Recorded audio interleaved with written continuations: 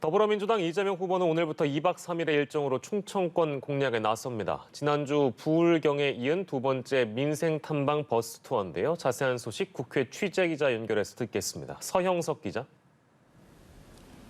네, 민주당 이재명 후보의 매주 타는 버스 일명 메타버스가 오늘은 충청권으로 향합니다. 대선판에서 늘 캐스팅 보트로 평가받는 충청권 민심을 확실하게 다잡기 위해서인데요.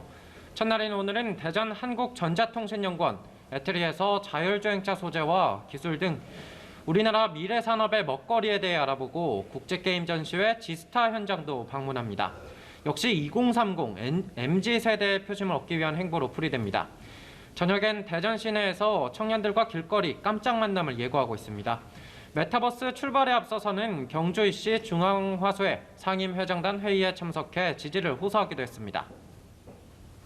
네, 다음은 국민의힘 윤석열 후보 소식인데 윤 후보는 싱하이밍 주한 중국 대사를 접견한다고 하고 또 지난주 미국 외교 방한단을 맞은 데 이어서 두 번째 외교 행보라면서요? 네, 그렇습니다. 윤석열 후보는 바로 잠시 뒤 싱하이밍 주한 중국 대사를 접견합니다. 앞서 윤 후보는 확고한 한미 동맹을 강조하며 고고도 미사일 방어 체계, 사드 추가 설치 문제에 대해서 우리의 주권 사항임을 강조한 바 있어서 오늘은 어떤 메시지를 내놓을지 관심이 모아집니다. 이후엔 일산에서 열리는 K-페페어 반려동물 행사에 참석하며 오랜만에 반려견 토리의 아빠로서 패심 공략에 나섭니다. 물밑으로는 다음 주로 밀린 선대위 구성을 위한 막판 인선 작업 조율이 한창인데요.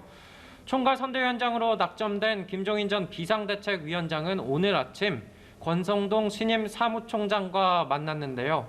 이 자리에서도 이견이 있음이 드러나기도 했습니다. 김 전 위원장은 이 자리에서도 김병준 전 비대위원장의 상임 선대위원장 기용설과 관련해 반대 입장을 분명히 했습니다. 윤 후보와 김 전 위원장은 오는 주말 회동을 가질 것으로 관측됩니다.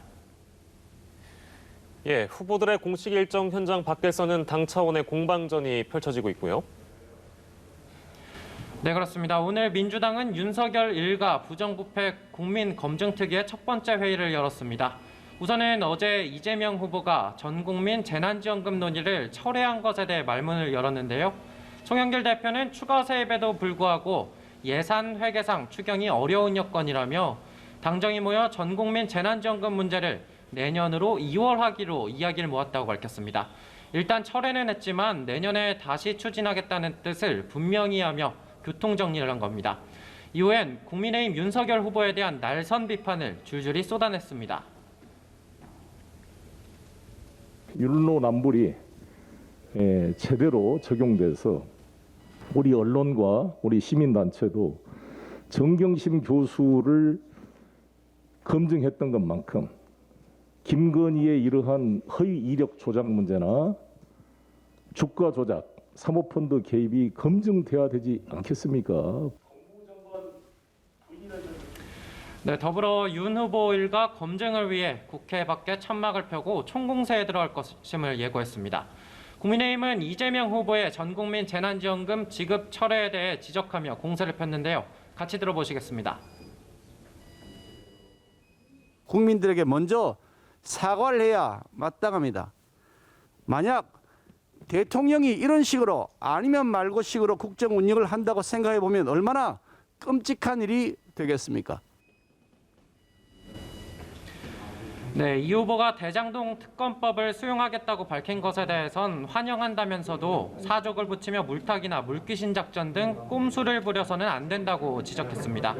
이어 민주당 원내 지도부의 특검 도입 관련 협상을 제안했다며 빠른 응답을 촉구했습니다.